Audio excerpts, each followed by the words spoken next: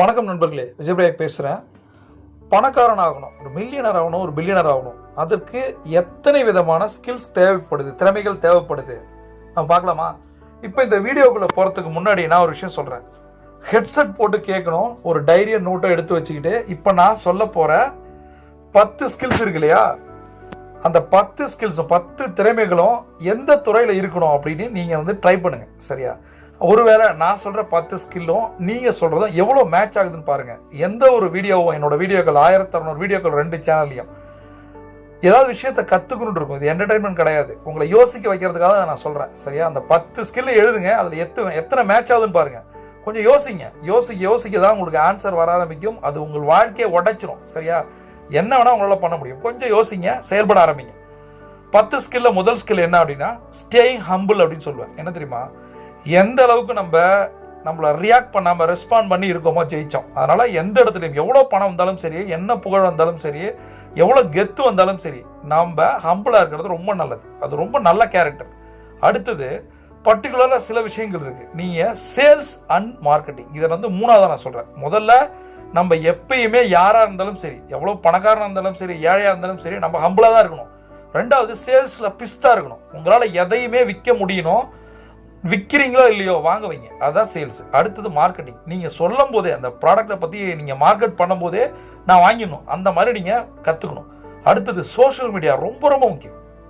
எதை நீங்கள் மார்க்கெட் பண்ண போறீங்க, எதை நீங்கள் பிராண்ட் பண்ண போறீங்க, சோஷியல் மீடியாவோட அந்த ஸ்கில் இல்லை அப்படின்னா, இப்போ மோர் தென் 70% பிஸ்னஸ் சோஷியல் மீடியாவில் தான், ஆன்லைனில் நடக்குது. அதற்கான விஷயங்களை கற்றுக்குங்க. அடுத்தது, நிறைய பேர் ஓடிக்கிட்டே இருப்பாங்க, என்னைக்குமே பணக்காரன் ஆக மாட்டாங்க. காரணம் என்ன தெரியுமா? அவங்களுக்கான இலக்குகள் இருக்காது. கோல் செட்டிங் ரொம்ப ரொம்ப முக்கியம். அந்த கோல் செட்டிங் இல்லாமல் எதையும் பண்ணாதீங்க.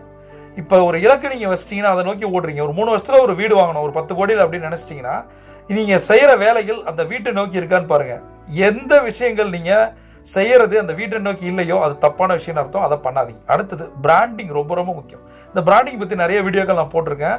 பிராண்ட் என்பது என்ன, அது எப்படி சிம்பிளாக பண்ணலாம், உங்களுடைய பிஸ்னஸ் எப்போ பிராண்டாக மாறுதோ அப்போ தான் நீங்கள் பணக்காரனாக மாற முடியும். அதற்கு உங்களுடைய துறையில் இருக்கிற மற்ற பிராண்ட் என்ன பண்ணுறாங்கன்னு பாருங்கள், அதை அனலைஸ் பண்ணுங்கள்.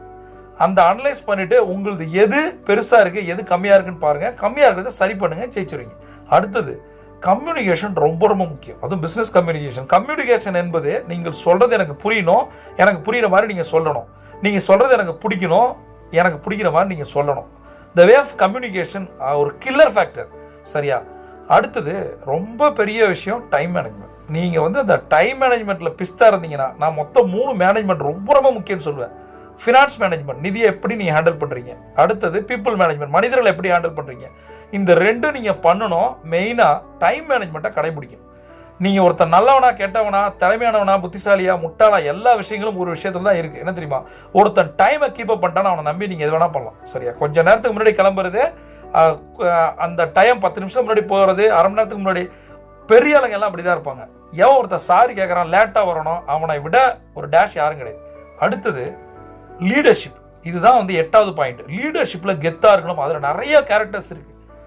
லீடர்ஷிப்ன்ற ஒரு விஷயம், அதாவது இந்த ஒற்றை விஷயம் சரியாக இருந்தது அப்படின்னா எந்த ஒரு சாம்ராஜ்யத்தையும் உங்களால் கட்டி எழுப்ப முடியும். உங்கள்கிட்ட எல்லாமே இருக்கு, ஆனால் லீடர்ஷிப் இல்லை அப்படின்னா கஷ்டம். த லாஸ்ட் ஒன், இதை சரியாக பண்ணாதான் 1% கிளப்புக்குள்ளே நீங்கள் போக முடியும். உலகத்தில் 750 கோடி மக்கள் இருக்காங்க, அதில் 1% தான் மிகப்பெரிய கோடீஸ்வரர்கள். சரியா? அது ஒருத்தங்க யாருன்னு பாருங்க. ராபர்ட் கியோசாகி சொல்கிறார், ரிச் டாட் புவர் டாட்ல எப்படி சொல்கிறாரு அப்படின்னு பாருங்க. 95, 4, 1 சொல்கிறாரு. 95, 4, 99 + 1. 95% மக்கள் 2 பிரிவாக இருக்காங்க. ஒன்று சேலரிக்கு ஒர்க் பண்ணுறாங்க, இல்லை செல்ஃப் எம்ப்ளாய்டாக மாறிடுறாங்க. 4% மக்கள் பிஸ்னஸ் பண்ணுறாங்க. ஆனால் 1% தான் முதலீட்டாளர்கள்.